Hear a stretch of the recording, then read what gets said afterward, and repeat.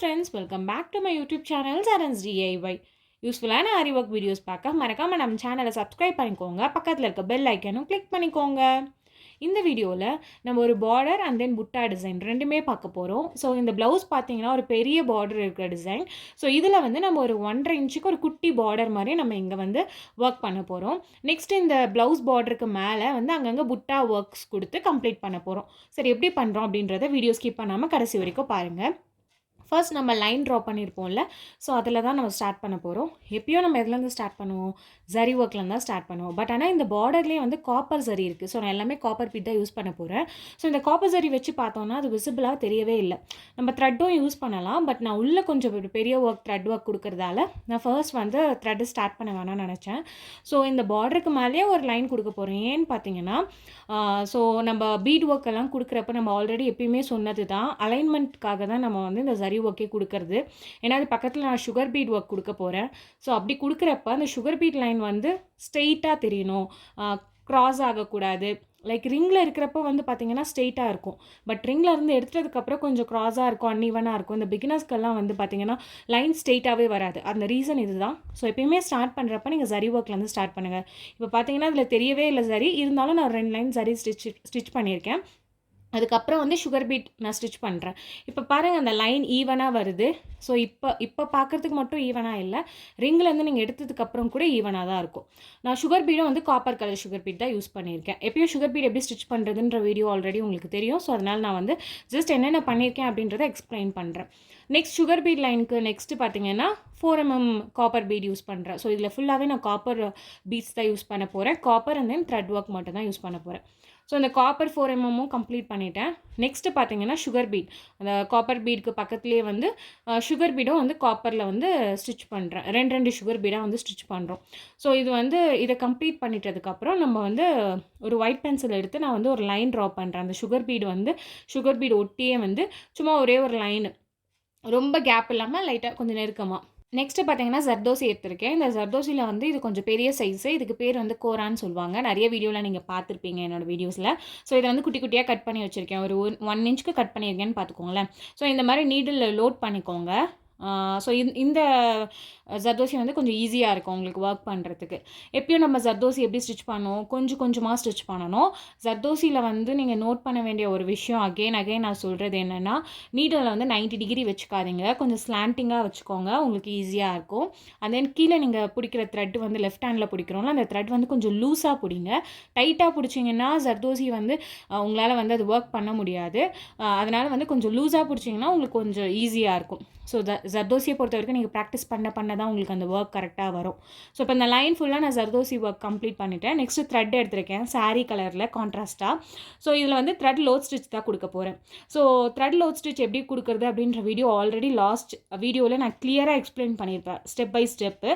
So video பார்க்காதவங்க அந்த video போய் பாருங்கள். நான் ரைட் சைட் கார்னரில் கார்டு அட்டாச் பண்ணுறேன். அந்த வீடியோவை கிளிக் பண்ணிங்கன்னா உங்களுக்கு வந்து அந்த லாங் வீடியோ வந்து உங்களுக்கு விசிபிளாக தெரியும். ஸோ அதில் வந்து கிளியராக பாருங்கள்.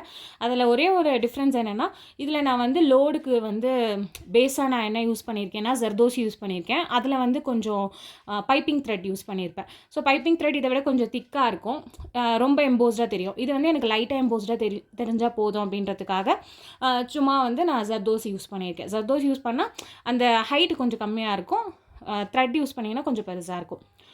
நெக்ஸ்ட்டு பார்த்தீங்கன்னா, எப்பயுமே நம்ம சொல்கிறது தான், லோட் ஸ்டிச் கொடுக்குறோம், த்ரெட்டோ பீடோ லோட் ஸ்டிச் கொடுக்குறோன்னா அதுக்கு பக்கத்தில் ஒரு லைன் சுகர் பீட் லைன் கொடுங்க, அப்போ தான் ஈவனாக இருக்கும்னு சொல்லுவேன். அதுக்கப்புறம் அந்த சுகர் பீட் லைன் ஸ்டிச் பண்ணதுக்கப்புறம் நான் வந்து 4mm காப்பர் பீட் ஸ்டிச் பண்ணுறேன்.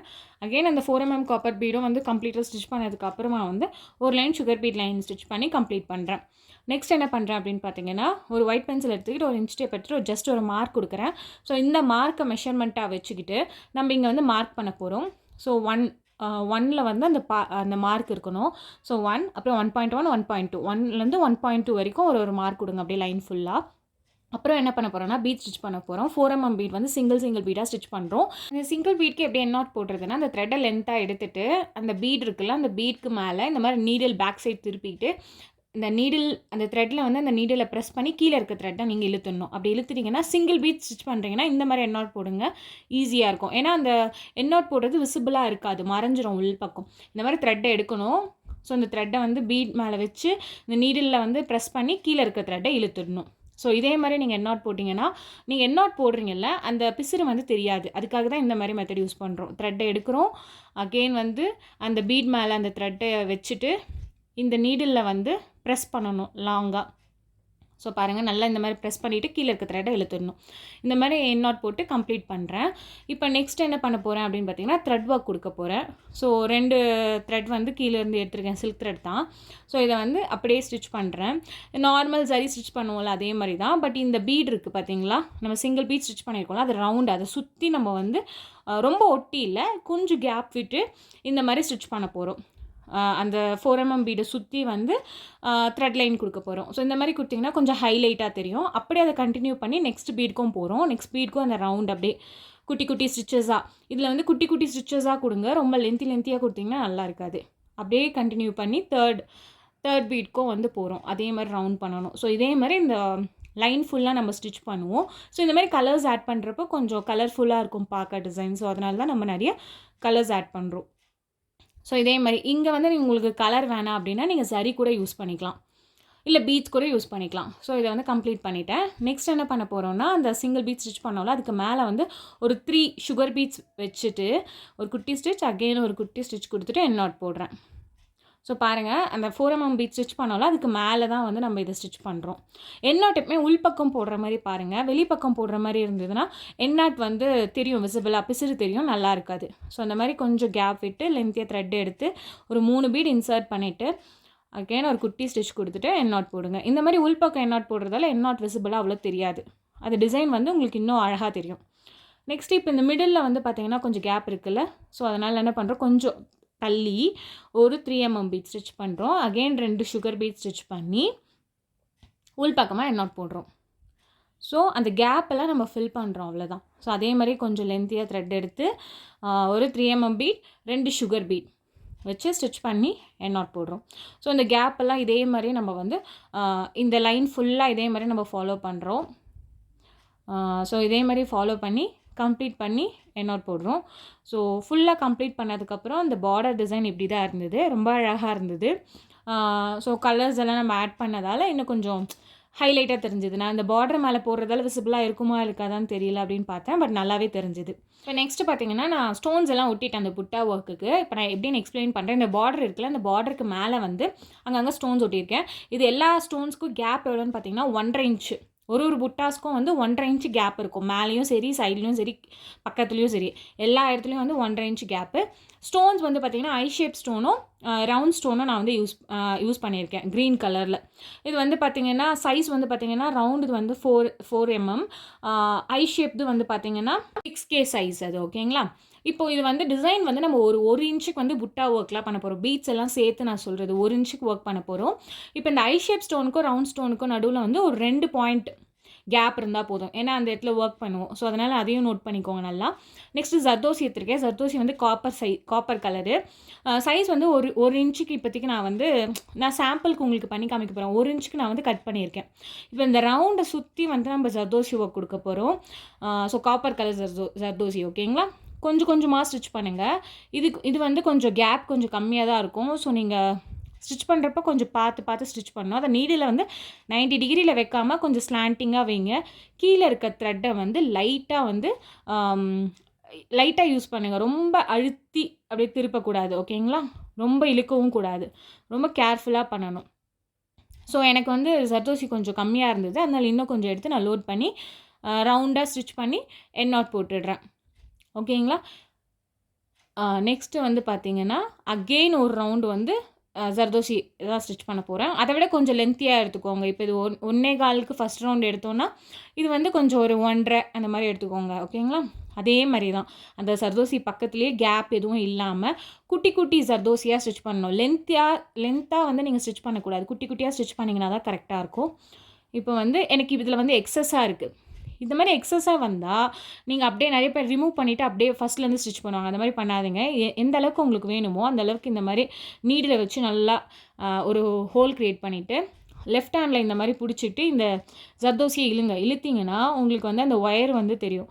இப்போ இது கட் பண்ணுறப்போ இந்த த்ரெட்டையும் சேர்த்து கட் பண்ணாமல் ஜஸ்ட் அந்த ஜர்தோசியோட ஒயரை மட்டும் நீங்கள் பார்த்து கேர்ஃபுல்லாக கட்டர் யூஸ் பண்ணி கட் பண்ணுங்கள். இதுக்கு சிசர் யூஸ் பண்ணாதீங்க, கரெக்டாக இருக்காது. இந்த மாதிரி எக்ஸஸாக இருக்கிறத நீங்கள் ரிமூவ் பண்ணிவிடுங்க. ரிமூவ் பண்ணிவிட்டு அகெயின் ஒரு குட்டி ஸ்டிச் கொடுத்துட்டு எண்ட் நாட் போடுங்க, கரெக்டாக வரும். இன்கேஸ் நீங்கள் எக்ஸஸாக எடுத்துட்டிங்கனாலும் உங்களுக்கு பிரச்சனை இல்லை. நிறைய பேர் வந்து எக்ஸஸாக எடுத்துட்டா ஃபஸ்ட்லேருந்து ரிமூவ் பண்ணி போடுவாங்க. அந்த மாதிரிலாம் பண்ணாதீங்க. எக்ஸஸாக எடுத்தால் அதை கட் பண்ணிவிட்டு தூரம் போட்டுட்டு மற்றதை நீங்கள் ஸ்டிச் பண்ணலாம். கம்மியாக எடுத்திங்கன்னா எக்ஸஸாக நீங்கள் எடுத்துக்கலாம். ஓகேங்களா? இப்போ அகெயின் வந்து இந்த ஹை ஷேப் ஸ்டோனுக்கும் நம்ம வந்து ஜர்தோசி ஒர்க் தான் பண்ண போகிறோம். ஒரு 2 இன்ச்சுக்கு நான் வந்து எடுத்திருக்கேன். ஓகேங்களா? இப்போ இந்த டிப்பிலேருந்து நீடில் இன்சர்ட் பண்ணி குட்டி குட்டி ஜர்தோசியாக ஸ்டிச் பண்ணுறேன். கொஞ்சம் கொஞ்சமாக ஜர்தோசி ஒர்க்னால் கொஞ்சம் கேர்ஃபுல்லாக இருக்கணும். டைம் நிறைய ஸ்பெண்ட் ஆகும். அல்லாமல் உங்களுக்கு வந்து சொல்கிறது ரொம்ப பொறுப்பாக பார்த்து பண்ணணும். பீட் ஒர்க் மாதிரி த்ரெட் ஒர்க் மாதிரி ஈஸியாக பண்ண முடியாது. ஸோ அதனால் ப்ராக்டிஸ் பண்ணிகிட்டே இருந்தீங்கன்னா உங்களுக்கு கரெக்டாக ப்ராப்பராக வரும். ஓகேங்களா? ஸோ இப்போ வந்து அழகாக ஸ்டிச் பண்ணிவிட்டு இதுலேயும் வந்து நம்மளுக்கு கொஞ்சம் எக்ஸஸ் இருக்குது. ஸோ அந்த எக்ஸஸை நம்ம கட் பண்ணணும். அதே மாதிரியே நீடில் ப்ரெஸ் பண்ணிவிட்டு லெஃப்ட் ஹேண்ட் ஃபிங்கரை வச்சுக்கிட்டு இதை நல்லா இழுங்க. நீடில் இழுத்திங்கன்னா உங்களுக்கு அந்த ஒயர் தெரியும். ஸோ இப்போ வந்து அந்த ஒயரை எக்ஸஸாக இருக்க ஒயரை கட் பண்ணுங்கள். த்ரெட்டை கட் பண்ணிடாதீங்க. இந்த மெத்தட் தான் கொஞ்சம் பார்த்து பண்ணணும். ஸோ த்ரெட்டை கட் பண்ணிட்டீங்கன்னா ஃபஸ்ட்லேருந்து பண்ணுற மாதிரி இருக்கும். இப்போ எனக்கு வந்து இங்கே கொஞ்சம் அந்த பிசிறு வந்து இந்த மாதிரி கட் பண்ணுறப்போ உங்களுக்கு பிசிறு தெரியும். அந்த மாதிரி இருந்ததுன்னா ஒரு 2-3 வாட்டி நல்லா கட் பண்ணிக்கோங்க. ஓகேங்களா? இந்த மாதிரி இருந்ததுன்னா சாரியில் மாட்டி கொஞ்சம் சாரி கிளிய வாய்ப்பு இருக்குது, இல்லை ப்ளவுஸ் டிசைனையும் டேமேஜ் பண்ண வாய்ப்பு இருக்குது. ஸோ அதனால் பார்த்து பண்ணுங்கள். ஃபைனலாக எண்ட் நாட் போடுறேன். நெக்ஸ்ட்டு ஒரு 3 mm ஒயிட் பேர்லும் ஒரு சுகர் பீடும் மேலே வச்சு ஸ்டிச் பண்ண போகிறேன். அந்த ஐ ஷேப் ஸ்டோன் இருக்குல்ல, அதுக்கு மேலே வந்து ஸ்டிச் பண்ணுறேன். ஸோ நெக்ஸ்ட் என்ன பண்ண போகிறோம் அப்படின்னு பார்த்தீங்கன்னா 2 டைப் ஆஃப் ஸ்டோன்ஸ் எடுத்திருக்கேன். இது வந்து பார்த்தீங்கன்னா 3 mm சைஸில் வந்து பிங்க் கலரும் ஒயிட் கலரும் எடுத்திருக்கேன். ஸோ இந்த வந்து ஸ்டோன்ஸை வந்து நான் ஒட்டி பார்க்க போகிறேன். அந்த ஐ ஷேப் ஸ்டோனுக்கும் ரவுண்ட் ஸ்டோனுக்கும் மிடில் கேப் இருக்குல்ல, ஸோ இந்த 2 சைட்லையும் வச்சுட்டு கீழே அந்த ரவுண்டுக்கு கீழே வந்து இந்த 3 ஒயிட் கலர் பேர்ல் வைக்கிறேன். ஸோ இதை வச்சா நல்லாயிருக்கு, கொஞ்சம் ப்ரைட்டாக இருக்குது. அண்ட் தென் பிங்க்கும் வச்சு பார்க்குறேன். பிங்க் வச்சு பார்த்தா ரொம்ப சட்டலாக இருக்குது. அப்புறம் ஃபைனலாக வந்து சரி ஒயிட்டே வச்சிடலாம் அப்படின்னு சொல்லிட்டு க்ளூ அப்ளை பண்ணி நல்லா ஒட்டிட்டேன். நல்லா பாருங்கள், ட்ரை ஆகிடுச்சு. ஸோ ஃபுல் ஒர்க்கும் நான் கம்ப்ளீட் பண்ணிட்டேன். இது வந்து பார்க்க வந்து ரொம்ப சிம்பிளான ஒர்க் மாதிரி இருக்கும். பட் ஆனால் டைம் நம்மளுக்கு நிறைய எடுக்கும்.